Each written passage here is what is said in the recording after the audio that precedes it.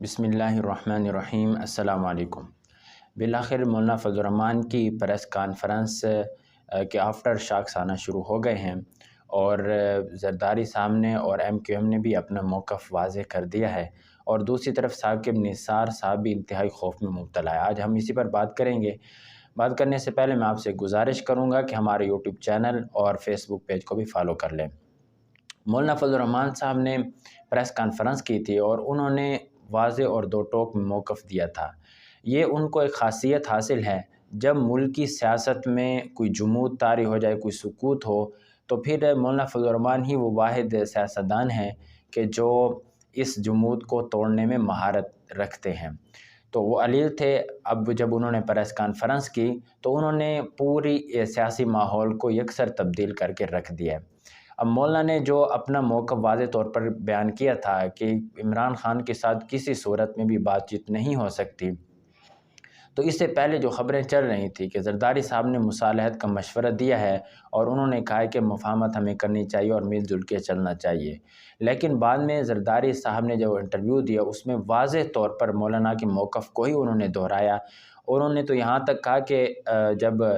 اس کو گرفتار کرنا چاہیے، یعنی عمران خان کے حوالے سے کہا کہ ان کو گرفتار کرنا چاہیے، بلکہ انہوں نے ازراہ مزاح یہ بھی کہا کہ اگر وہ بستر اٹھاتے تو نیچے عمران خان ہوتے۔ جب اسلام آباد پولیس کی ٹیم زمان پارک پہنچی اور ان کو عمران خان وہاں پر نہیں ملے۔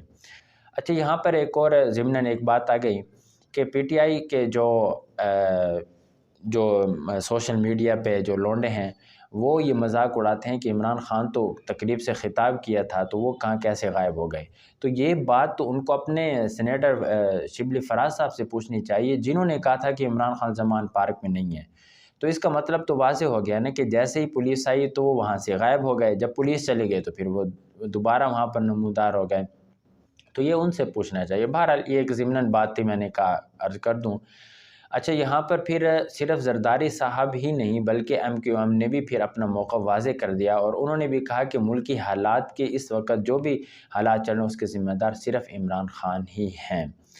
تو جو کہا جا رہا تھا نا کہ PDM کے درمیان پھوٹ پڑ گئی ہے، یا حکومت گرنے والی ہے، یا اسمبلیاں ٹوٹنے والی ہیں، یا شہباز شریف صاحب اسمبلیاں توڑ دیں گے، یا آپس میں اختلافات کی جو بھی خبریں تھیں، اب ان سب خبروں پر پانی پھر گیا اور ان کی تردید ہو گئی ہے۔ اس کا بہرحال کریڈٹ مولانا فضل الرحمان صاحب کو ہی جاتا ہے۔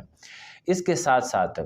مولانا فضل الرحمان صاحب نے بات کی تھی ثاقب نثار اور جنرل فیض حمید کے حوالے سے کہ اداروں کو ان کا نوٹس لینا چاہیے، یہ ابھی تک سہولت کاری کا کام کیوں کر رہے ہیں۔ تو اس کے بعد پھر ثاقب نثار صاحب بھی نمودار ہوئے اور انہوں نے یہ انکشاف کیا کہ میرا واٹس ایپ ہیک ہو گیا ہے۔ اب ثاقب نثار صاحب ایک خوف میں مبتلا ہیں۔ وہ خوف یہ ہے کہ چونکہ ان کے واٹس ایپ میں اور موبائل گیلری میں اور اسی طرح اور لوگوں کے پاس میں ان کی ایک خاص قسم کی ویڈیو ہے، وہ کوئی غلیظ یا بیہودہ ویڈیو نہیں ہے جس طرح اخلاقی اعتبار سے ہم کہتے ہیں،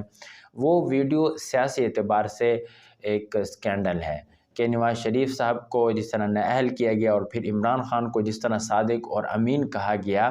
اس حوالے سے ایک ویڈیو ہے اور واٹس ایپ کی چیٹ ہے، گفتگو ہے جو انہوں نے جنرل فیض حمید صاحب کے ساتھ کی، یہ باتیں سامنے آ رہی ہیں۔ تو اس وجہ سے وہ خوف میں مبتلا ہے اور انہوں نے پہلے اس کا اظہار کر دیا کہ میرا واٹس ایپ ہیک ہو گیا اور اب میری جان بوجھ کر ادھر ادھر سے ملا کر ایک ویڈیو بنائی جائے گی۔ اچھا، پھر اس میں یہ دیکھا جائے کہ ثاقب نثار صاحب میرے خیال میں پاکستان کی تاریخ کے وہ واحد چیف جسٹس ہیں جو انتہائی متکبر اور مغرور انسان تھے۔ آپ نے ان کی کئی ویڈیوز دیکھی ہوں گی کہ ایک لوئر کورٹ میں جاتے ہیں، وہاں ایک جج کے پاس موبائل پڑا ہوتا ہے اور وہاں کو انتہائی تضحیک آمیزانہ لہجے میں، تضحیک کے لہجے میں ان کی بے عزتی کرتے ہیں، موبائل اٹھا لیتے ہیں، ڈانٹتے ہیں۔ اچھا، اس کے ساتھ ساتھ انہوں نے یہاں پر جب مریم نواز صاحبہ عدالت گئیں اور اونچی آواز سے سلام کیا تو وہاں پر ڈانٹ دیا کہ آپ کے اوپر توہین عدالت لگا دیں گے، یعنی اپنے آپ کو ایک بڑا پن اور غرور اور تکبر میں یہ باتیں کیا کرتے تھے۔ اچھا، پھر یہاں پر آپ نے دیکھا کہ ایک ہسپتال بنا کڈنی ٹرانسپلانٹ کے حوالے سے، ایشیا کا سب سے بہترین ہسپتال اس کو قرار دیا جا رہا تھا، اور اس میں جو ڈاکٹر تھے، ہمیں میرے ذہن سے ان کا نام نکل گیا، وہ امریکہ سے آئے اور 50 لاکھ سے زائد کی تنخواہ وہاں سے چھوڑ کے یہاں پر 10-12 لاکھ تنخواہ میں کام کرنے لگے۔ تو جب یہاں پر شہباز شریف کی گورنمنٹ چلی گئی، یا وہ گورنمنٹ تھی لیکن ثاقب نثار صاحب نے ان کو بلایا اور ان کو بری طرح بے عزت کیا کہ ایک آدمی وہاں سے چھوڑ کر آپ کی ملک خدمت کرنے کے لیے آیا. تو یہ تکبر میں اتنا آگے بڑھ چکے تھے کہ انہوں نے اس طرح کا یعنی وہ ہسپتال ہی بند کر دیا جو ایک ماڈل ہسپتال تھا. تو اس طرح کے اور بھی ان کے اقدامات تھے ڈیم فنڈ کے حوالے سے، یعنی خواہ مخواہ کے سو موٹو لینا، خواہ مخواہ کے ادھر ادھر کی پھینک دینا، یہ ان کا ایک وتیرہ تھا. تو اب چونکہ ان کا گرد گھیرا تنگ ہو رہا ہے تو ان کی ویڈیو بھی جلد سامنے آ جائے گی، اور اسی ویڈیو کی بنا پر یہ کہا جا سکتا ہے کہ عمران خان صاحب کی گرفتاری 1-2 دن میں متوقع ہے، اور اس کا قوی امکان ہے. اس سے پہلے آج تک اتنے امکانات پیدا نہیں ہوئے جتنے امکانات کیونکہ فیصلہ ہو چکا ہے، اور لگتا یہ ہے کہ 2 سے 3 دن میں عمران خان کی گرفتاری ہو جائے گی. یہ وہ باتیں ہیں کہ جو وہ صحافی کر رہے ہیں جو عموماً جھوٹی خبروں پر اس طرح کی خبریں بریک نہیں کرتے، لیکن اب جو صورتحال بن رہی ہے تو توقع یہ کی جا رہی ہے، اور شاید اور مجھے بھی لگتا ہے کہ قوی امکان ہے کہ عمران خان صاحب کو جلد ہی گرفتار کیا جائے گا. اور مزید انہوں نے ثاقب نثار صاحب نے یہ بھی کہا کہ میرے مرنے کے بعد ایک کتاب آئے گی. تو مرنے کے بعد کتاب میں انکشافات کا کوئی فائدہ نہیں ہے. ابھی آپ زندہ ہیں، اگر آپ میں اتنی ہمت ہے، اگر آپ اتنا اخلاقی جرأت کا مظاہرہ کر سکتے ہیں تو ابھی آپ سب کچھ واضح کر دیں. تو بات ساری وہیں پر آ جاتی ہے کہ ایک ساری پلاننگ کے تحت ملک کو ڈبویا گیا اور ملک کو اس حالت تک پہنچایا گیا. تو ابھی تک تو صرف یہ ہے کہ عمران خان صاحب کے گرد گھیرا تنگ ہے، پھر یہ جنرل فیض حمید صاحب اور ثاقب نثار صاحب کے گرد بھی گھیرا تنگ کیا جائے گا، اور آنے والا وقت یہ سب چیزیں ثابت کرے گا.